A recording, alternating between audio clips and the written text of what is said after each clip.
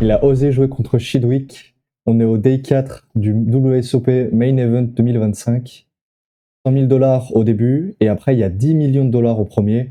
Et un joueur amateur, Wick, va tenter un move. Il va essayer de jouer contre un des meilleurs joueurs du monde, Steven Chidwick. Tu vas voir comment un amateur se retrouve à devoir prendre la pire décision de sa vie dans un spot ultra dur. Et on va tout décortiquer, on va décortiquer ça, et on va aussi décortiquer les highlights, les meilleurs moments de ce day 4 des WSOP. Chez Luna, Grinder Pro, et abonne-toi pour booster ton jeu. Allez, c'est parti.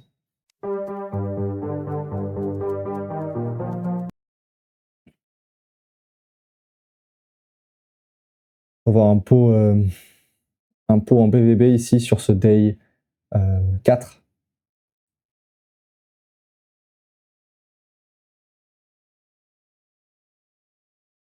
Il a misé une blinde, un peu plus d'une blinde ici avec 9 et 6 off. Intéressant, il essaie de faire folder, je pense, des SI. Je pense qu'il ne fera pas folder peut-être les Queen Eye. Non, donc peut-être King Eye, il essaie d'attaquer, peut-être Jack Eye, des mains comme ça. Et maintenant Clipper, je pense qu'il va essayer de miser assez gros ici. J'aime beaucoup le sizing 83%. Il met une grosse décision à son adversaire, et en fait, il va très peu se faire check jam, je pense, sur ce board. Donc ça me paraît tout à fait ok. Et à la place de Grabel, je pense que c'est un peu la seule décision qu'on fait de pouvoir viser. Et là, j'aimerais bien qu'il fasse tapis, je pense, à la place de Clipper. Il y a très peu d'as dans la range de Grabel parce qu'il est quelque chose comme 20 blindes deep au début du coup. Donc normalement, il n'est pas censé avoir des as. Donc là, je pense que le mieux, c'est de faire tapis. C'est un très bon play. Et il décide de call. Quel call de fou ici, fou furieux en BV. Et dis-moi en commentaire si toi t'aurais pris le call, mais là j'ai l'impression que c'est vraiment un call de fou furieux. Faut vraiment qu'il imagine son adversaire sur beaucoup de bluffs et capable de bluffer ce spot. Normalement, il y a très peu d'as. En tout cas, il y a très peu d'as dans la range de SB. Peut-être qu'il y en a quelques-uns dans la range de Big Blind.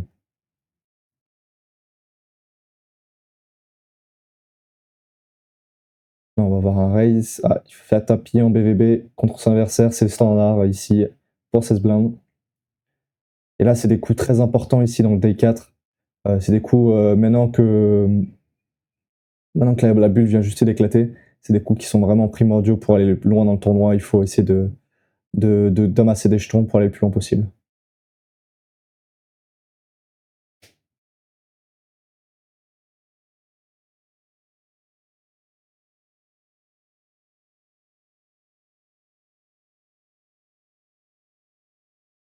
Et ça passe pour Sepiol.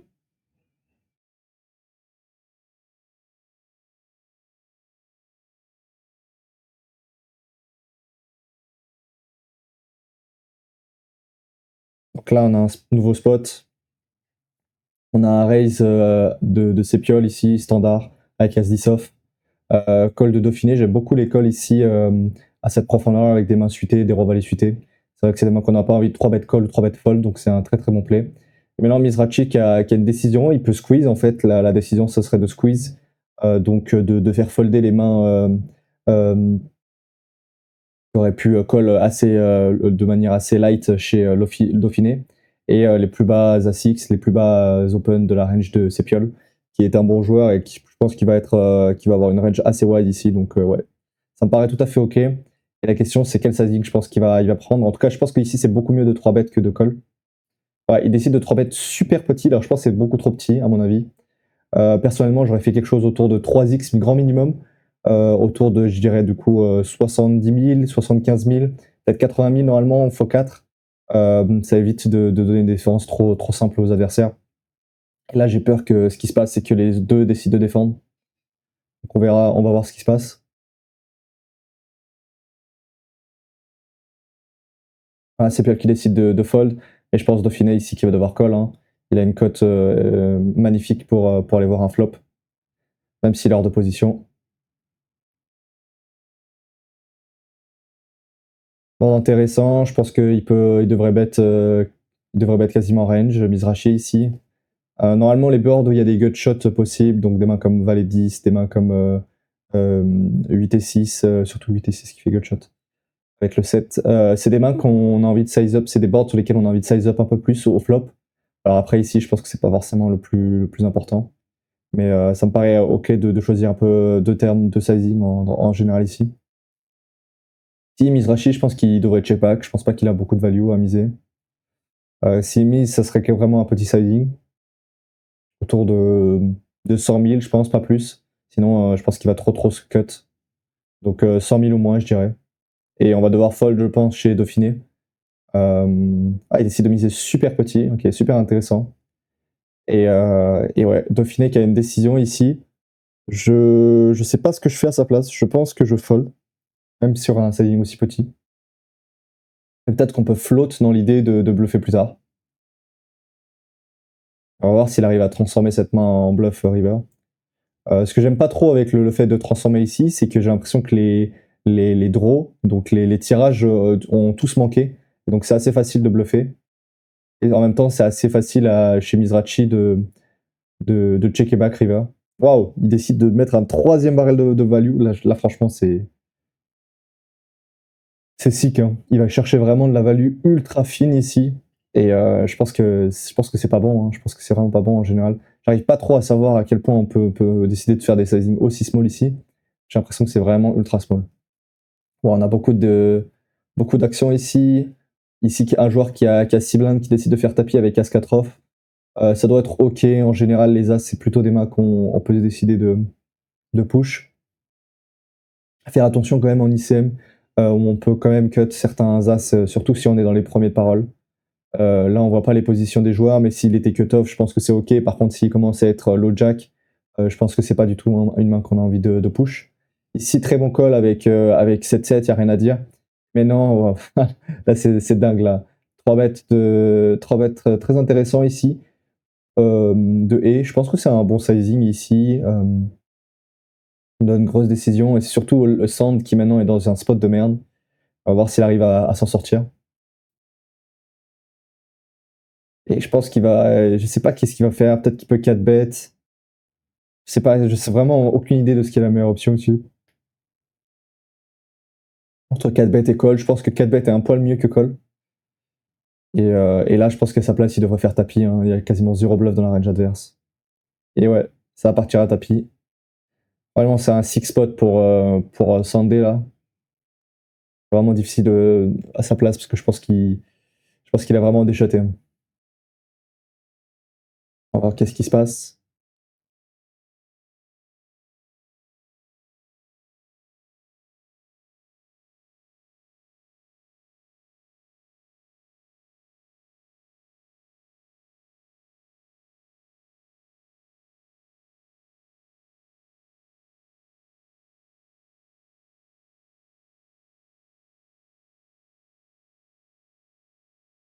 Flop, aucun changement. Chacun reste à sa place. Ceux qui sont devant restent devant.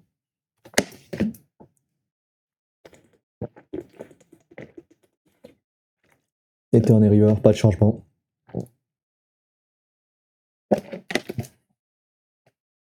Non, all in et call. Oh oui, c'est sick ici. C'est un all in et call, sauf qu'il n'y en a qu'un seul qui joue la flush. Et du coup, on va perdre un joueur. Ça arrive très peu souvent. Que 2 mains exactement arrivent à. Il y en a une qui batte l'autre. En tout cas, là, c'est vraiment sick pour celui qui a fait couleur. Qui a perdu contre Dame-Dame alors que l'autre a fait couleur avec la même main. Franchement, ça, c'est sick. Mais ça arrive dans le poker et c'est vraiment. Rien y faire, quoi.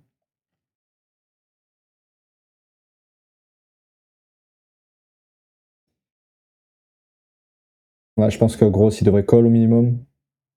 J'aime beaucoup sa décision. Pourrait 3 bêtes de temps en temps cette main, mais c'est plutôt des mains qui vont 3 bêtes à grosse profondeur.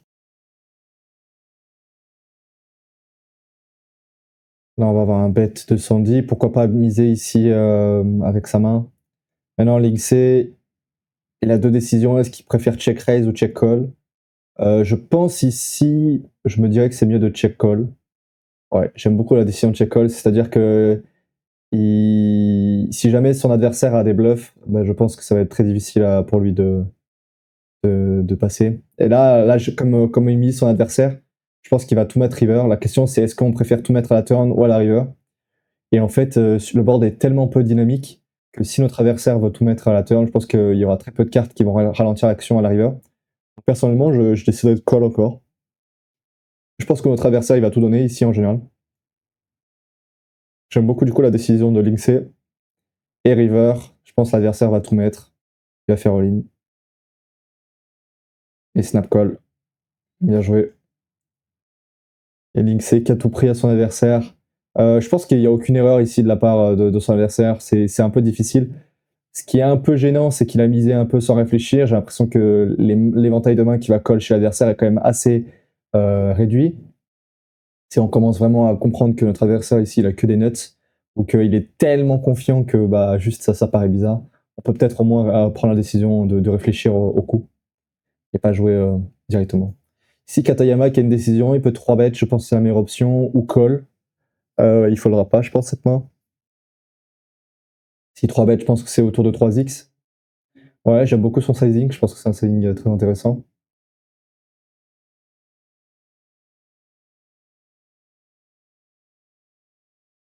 Et là, chez Mizrachi, je pense que c'est plutôt un fold. Je crois que c'est un fold ce genre de main en pot 3 bêtes. Surtout contre early position, il faudra qu'on fold certaines mains et je pense que ça fait partie des mains qu'on a envie de fold. Ici, on peut faire, on a d'autres décisions à la place de Katayama. On peut soit miser small, on a quand même quads. On peut décider de check back. Je préfère quand même miser small. J'ai l'impression qu'on accomplit plus. Il faut vraiment que notre adversaire soit très agressif pour que checker soit la meilleure option ici. Là, par contre, maintenant, il faudra commencer à prendre la value. Je dirais partir sur un sizing autour de 1 quart, mi-pot, ça peut être intéressant. Ouais, je pense qu'il n'y a pas tant de value que ça, et je pense qu'il n'y a pas tant de mains chez l'adversaire qui vont pouvoir payer. Et là, Mizrachi devrait largement fold, ça serait une grosse erreur de faire autre chose. Je pense chez l'adversaire, en général, tous les bluffs, ils auraient misé au flop. Et donc là, quand il décide de checker, bah, il a encore beaucoup moins de bluffs. Et là, ce serait je pense que c'est une grosse erreur ici de call à la place de Mizrachi. C'est difficile de fold, mais je pense que c'est la meilleure option ici.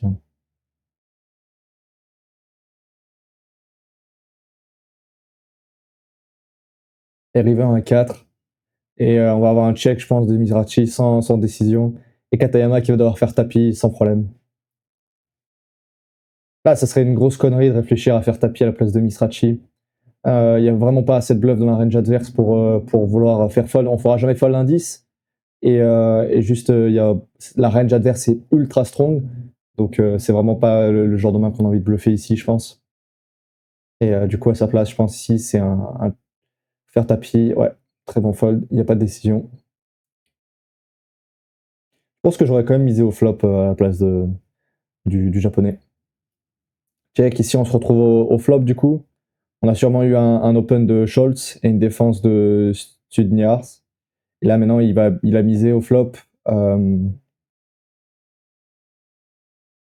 Studniars qui a commencé à miser. Et Scholz qui est. Et Scholz qui est ici au cut-off.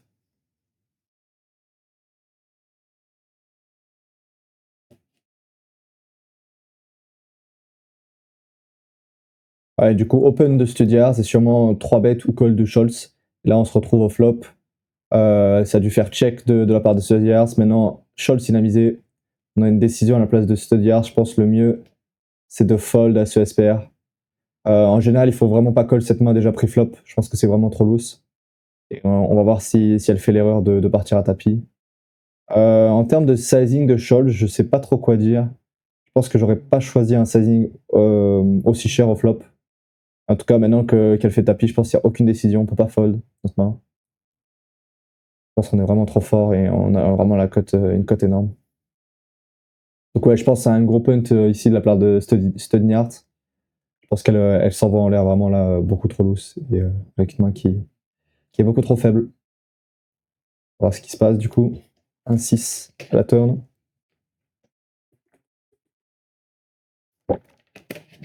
Un 3 qui va pas la sauver. Donc là on est en raise, on a eu un raise pré-flop.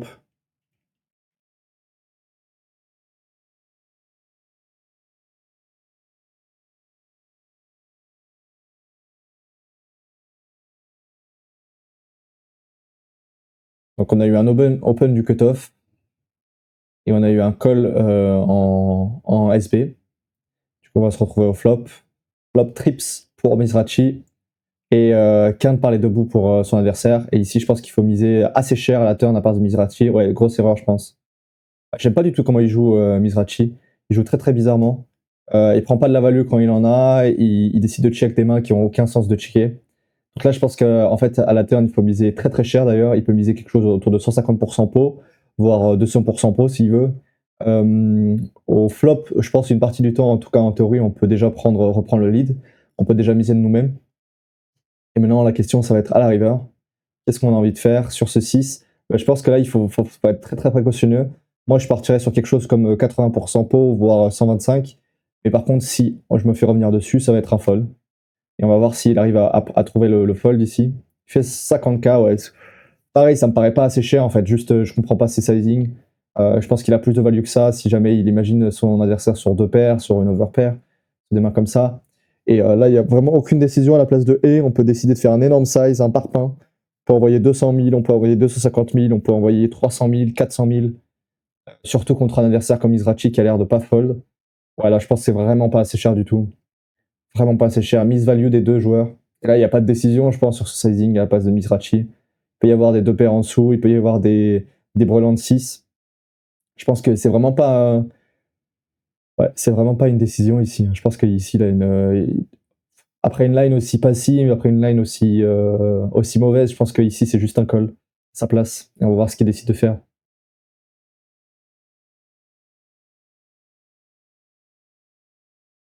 Et il décide de call, ouais. Mais la mauvaise nouvelle, son adversaire qui a fait quinte. En tout cas, la turn, il devrait vraiment miser, je pense, 125, 150% s'il veut améliorer ses lines. Peut-être 200% aussi à la turn, ça peut être intéressant.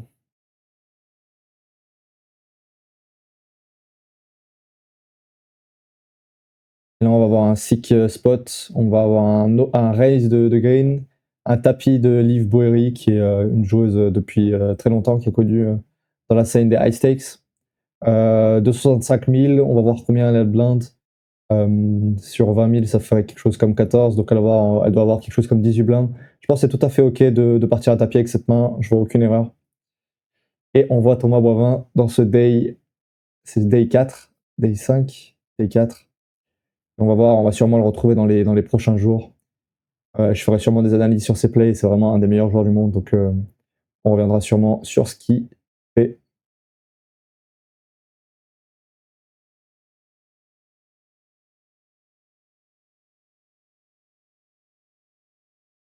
Et malheureusement, ça n'a pas l'air de tenir. On va voir la river. Et non, ça tient pas malheureusement.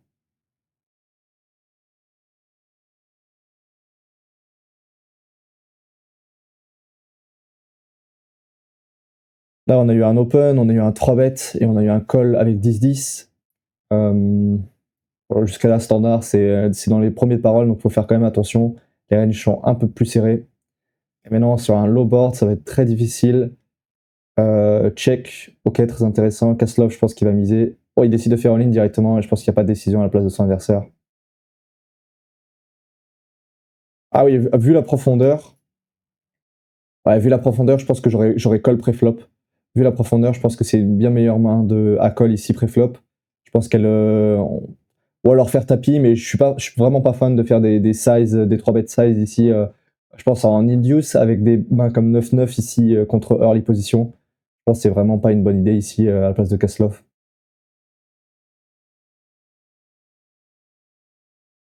Et au flop, forcément, il a tout mis. Et je pense qu'il n'y a aucune décision à la place de par ici. Vraiment, zéro décision.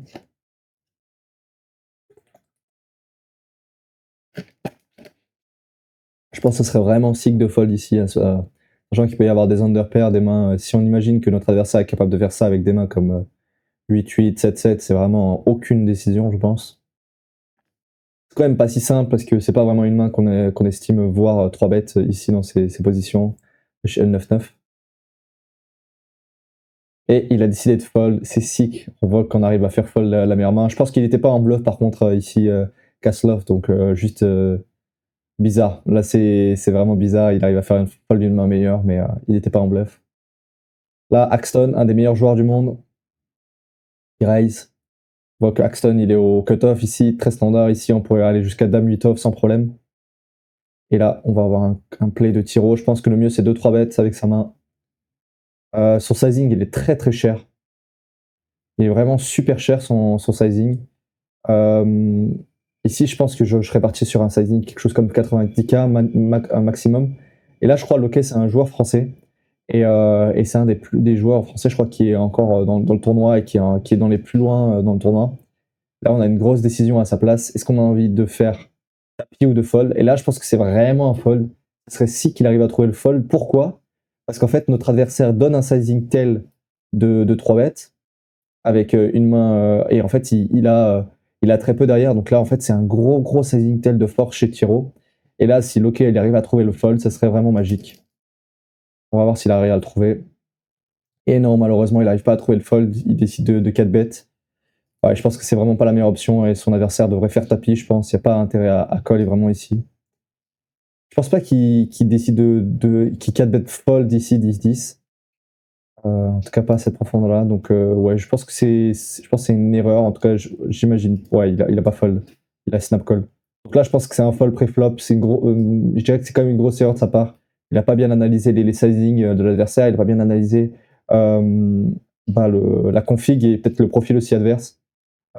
Après, peut-être que c'était un peu les sizing standards que faisait son adversaire. Dans ce cas-là, c'est dur de s'en sortir, mais ouais. Sinon, pas facile. Et on voit un 10 à la turn. Wow, c'est sick pour l'adversaire. Et ça fait partie du jeu, hein, malheureusement. Et Loki qui passe énorme. Un français, je crois, qui passe énorme.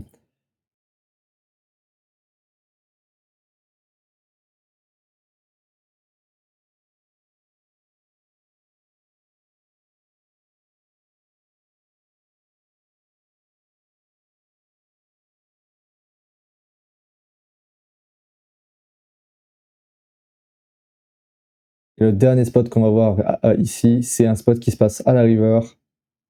Ils ont mis. On va voir si Peters il arrive à s'en sortir ici. En tout cas, Tenerio, je pense qu'il va devoir fold, il va devoir bluff sa main. On pourrait partir sur un bluff pas cher. Je pense qu'il y a plusieurs idées de sizing, mais arriver ici en late game, je pense qu'il pourrait partir sur un petit sizing, pas besoin de faire tapis. Et on voit qu'il décide de faire un petit sizing. J'aime beaucoup ce sizing river.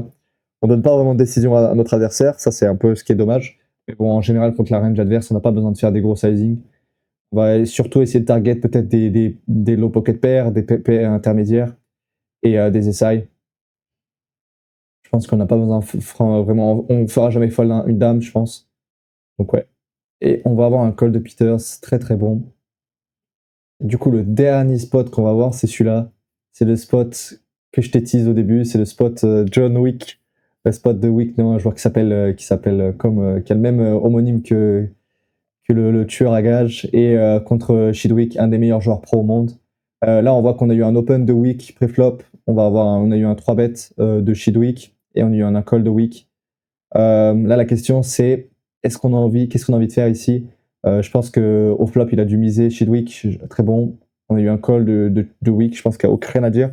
Et là, la question, c'est la turn, check de Wick, et je pense que le meilleur sizing pour Shidwick, ça serait quelque chose comme Mipo. Après, en exploit, contre des joueurs qui ont moins d'expérience et qui vont pas forcément voir le size up, on peut décider de faire un peu plus cher. Et là, il décide de faire un sizing pour tout mettre à la river. Donc il va faire 75% à la turn et il va pouvoir faire tapis à la river avec un léger pot size bet. Donc il y a quasiment autant au pot que chez l'adversaire derrière. Donc c'est vraiment un très bon choix de la part de Shidwick. Et c'est quelque chose qui existe en exploit, je pense, mais c'est pas trop en théorie, je pense, des sizing aussi chers sur flush completer. On n'est pas censé avoir autant de flush chez l'adversaire. Et là, Shidwick, comme un tueur, qui va s'occuper de cas de Wick. Et on va voir qu'est-ce qu'il décide de faire. Je pense qu'il va faire tapis. On va voir le temps qu'il prend. Il prend les jetons, il envoie tout. Et maintenant, on envoie une grosse décision au croque-mitaine. On va voir ce qu'il décide de faire en face. Wick.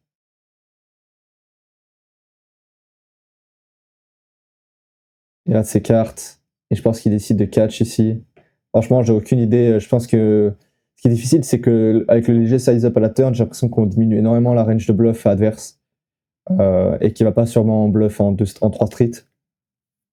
Et il décide de call et on élimine du coup John Wick, on élimine le joueur qui s'appelle Wick sur ce tournoi et on va faire un petit bilan juste pour voir tout ce qu'on a pu voir aujourd'hui. Ouais, du coup on a pu voir qu'il y avait il faut vraiment faire attention à où est-ce qu'on se retrouve dans notre value range, qu'est-ce qu'on fait pré-flop, et essayer d'anticiper un peu plus les actions. Si cette vidéo t'a plu, n'hésite pas à t'abonner, liker la vidéo, à commenter pour me dire qu'est-ce que tu en penses des plays de chacun, et aussi de regarder les analyses que j'ai fait sur d'autres joueurs comme Thomas Santerne ou d'autres pros comme Thomas de Boivin. Sinon, on se retrouve dans une prochaine vidéo. Allez, ciao, ciao.